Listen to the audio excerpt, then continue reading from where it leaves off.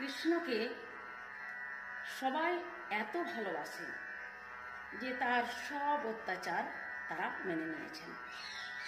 ভালোবাসার এমন একটা ক্ষমতা। আর আস্তে আস্তে আস্তে আস্তে সবার মনটাকে গোবিন্দ তার কাছে টেনে নিয়েছেন।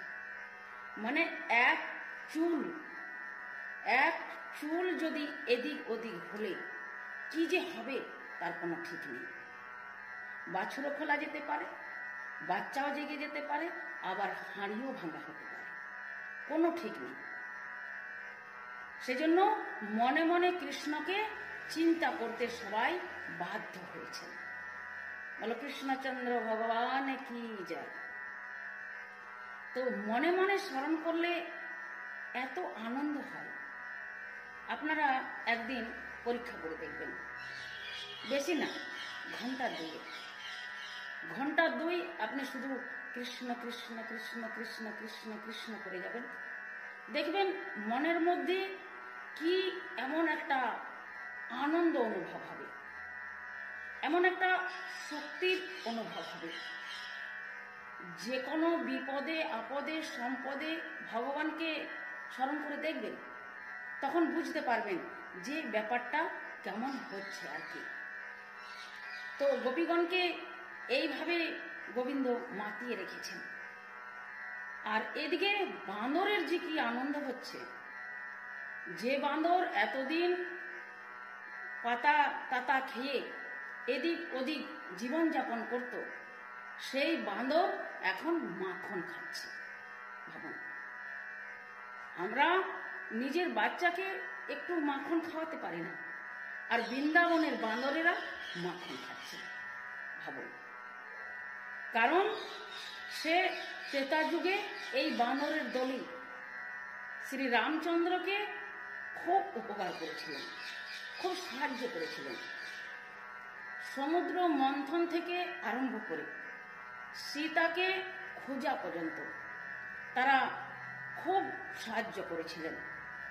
তখন তো খুব একটা ঋণ শোধ করা যায়নি, তো এখন ভগবান ঋণ শোধ করছেন।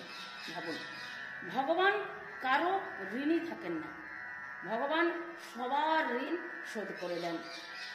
তো একদিন সখাগণ খেলা করছেন, খেলায় তারা খুব খেলা তাদের জমে উঠেছে আর কি। তো আর সেদিন ছিল আমাবস্যার দিন, আমাবস্যার আগের দিন, দীপাবলির আগের দিন। তো দীপাবলি বৃন্দাবনে খুব বড়সড় করে পালন হয়। দীপাবলির মুখ্য তাৎপর্য হলো যে যখন রামচন্দ্র সীতাকে নিয়ে 14 বছর পরে বাড়িতে ফিরলেন, তখন অযোধ্যার সকলে ওই 14 বছরের প্রতিদিনের যে প্রদীপ, এক বছরে 365, তো 365 করে এই 14 বছরে যতগুলো প্রদীপ হয় ততগুলো প্রদীপ সবাই নিজের ঘরে ঘরে জ্বালিয়েছিলেন।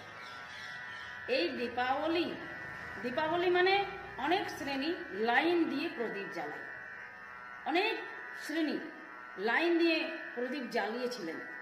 তো সেই প্রথাটি আজও পালিত হয়।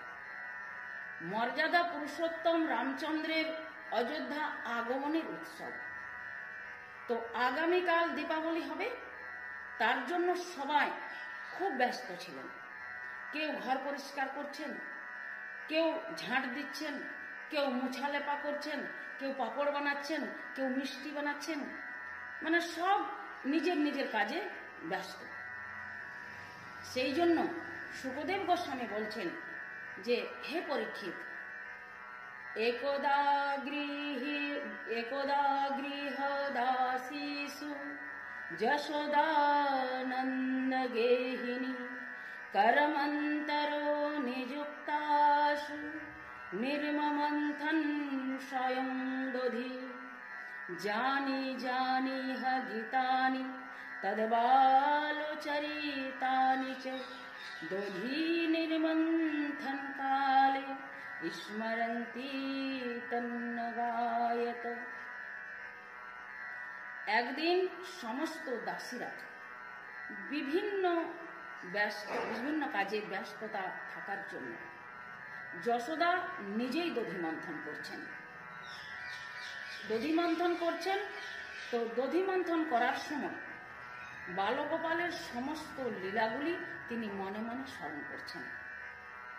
বালগোপালের সমস্ত লীলাগুলি স্মরণ করে তিনি গান গাইছেন। কি বলছেন?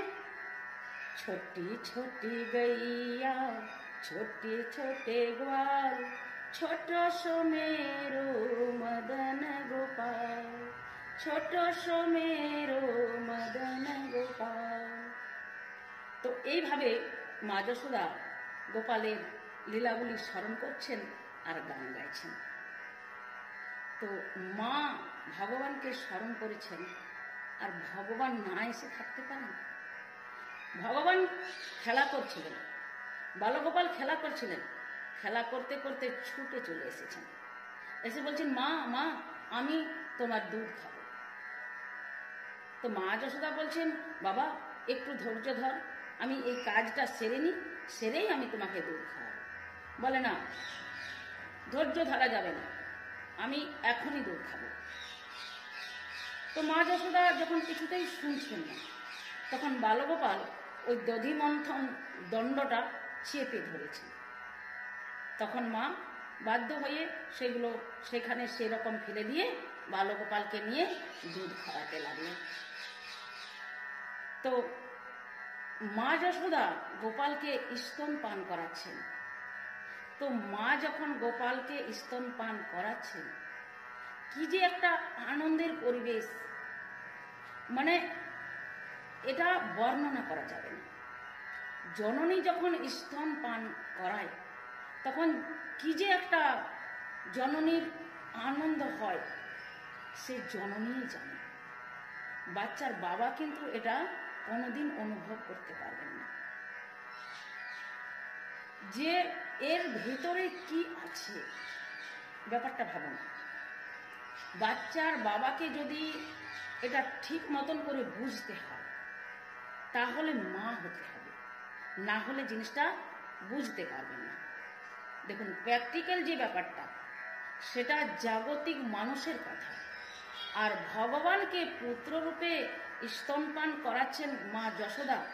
তো যশোদার যে কি আনন্দ হচ্ছেন, এটা কেউ বর্ণনা করে বলতে পারবেন না। বর্ণনা আছে একটা, এখন মা যশোদার যেমন আনন্দ হচ্ছে, সেটা যদি কেউ অনুভব করতে চান, তাকে যশোদার ভাব নিয়ে বাৎসল্য রসে ভজন করতে হবে, তাহলে অনুভবটা হবে। সবটাই হচ্ছে অনুভবের ব্যাপার। আমাদের জগতের সব থেকে আনন্দ বস্তু হলো আনন্দের রস, সুখ। তো সুখের জন্যই তো সব। সুখ এই জগতে নেই, সুখ আছে ভগবত রাজ্যে। ভগবত ভক্তের ভাবের মধ্যে সুখ আছে, সেই ভাব নিয়ে ভজন করলে সুখ পাওয়া যাবে। মন যদি ওই সুখের মধ্যে জড়িয়ে থাকে, তাহলে বাহ্যিক যত দুঃখ কষ্ট সেটা প্রভাবিত করতে পারবে না। এই তো ব্যাপার। আর মন যদি আনন্দে থাকে, এই জন্য অনেক লোক নেশা করে। দেখবেন, নেশা করার উদ্দেশ্যটা কি? বলছেন, এই জগতে জিনিসটাকে ভুলিয়ে গিয়ে সেটাকে আনন্দের মধ্যে থাকা। কিন্তু সেই নেশাটা হিতে বিপরীত হয়। এই জাগতিক নেশায় হিতে বিপরীত হয়। কেউ যদি ভজনের নেশায়, ভক্তির নেশায় মজবুত হয়ে থাকে, তাহলে দুঃখ কষ্টটা তার ধারের কাছে আসতে পারবে না। এই ভাবধারা নিয়ে থাকার কথাই শাস্ত্র বলেছেন। তো মুনি ঋষিরা দেখুন, ঘর সংসার ছেড়ে গাছের তলায় দিন রাত কাটাচ্ছেন। তাদের জীবনে শুনলে দেখবেন, কেউ করোড়পতির ঘরের ছেলে, করোড়পতি ঘরে জন্মেছিলেন, তিনি সব কিছু ছেড়ে দিয়ে সাধু হয়ে গেছেন। কেউ পরশমণিক অপেক্ষা করে, যেমন রঘুনাথ দাস গোস্বামীর বাবার আজ থেকে 550 বছর আগেকার কথা। 3 লক্ষ টাকা বাৎসরিক আয়, তার একমাত্র সন্তান তিনি ছেড়ে দিয়ে বৃন্দাবনে গেছেন।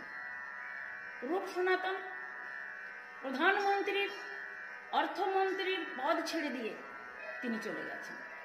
তো এই যে আনন্দ, না পেলে কি কেউ যেতে পারতেন? পারতেন না। এর ভিতরে একটা আনন্দ আছে।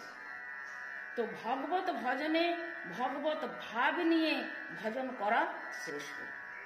তো পরীক্ষিত জিজ্ঞাসা করছেন যে হে গুরুদেব, গোপয়স্তম ইমোচরণ যদমস্য রূপম, এই গোপীগণ এমন কি তপস্যা করেছিলেন, এমন কি পুণ্য করেছিলেন যে যিনি বিশ্ব ব্রহ্মাণ্ডের প্রতি তিনি যশোদার স্তনপান করছেন, অখিল বিশ্ব ব্রহ্মাণ্ডের মালিক তিনি নন্দ বাবার পাদুকা মাথায় করে বহন করছেন। তো সুখদেব গোস্বামী বলছেন যে হে পরীক্ষিত, নায়ং সখাপ ভগবান, এই ভগবানকে সহজে পাওয়া যায় না। জ্ঞান, তপস্যা, যজ্ঞ, ধ্যান, ধারণার দ্বারা পাওয়া যায় না। ভক্তির দ্বারা যত সহজে লাভ করা যায়। তো এই নন্দ বাবা, যশোদা এরা পূর্ব জন্মে বড় বড় ভক্ত ছিলেন। এদের নাম ছিল দ্রোণ এবং ধরা। তারা ভগবানকে পুত্ররূপে পাওয়ার জন্য কল্প কল্প বৎসর ধরে তারা তপস্যা করেছিলেন। তখন ভগবান প্রসন্ন হয়ে তাদেরকে বর দিয়েছিলেন। তারা নিত্য পিতামাতা নন্দ যশোদার সঙ্গে মিলিয়ে সে আনন্দ উপভোগ করাচ্ছেন। বলো ভক্তবৎসল ভগবান কি জয়।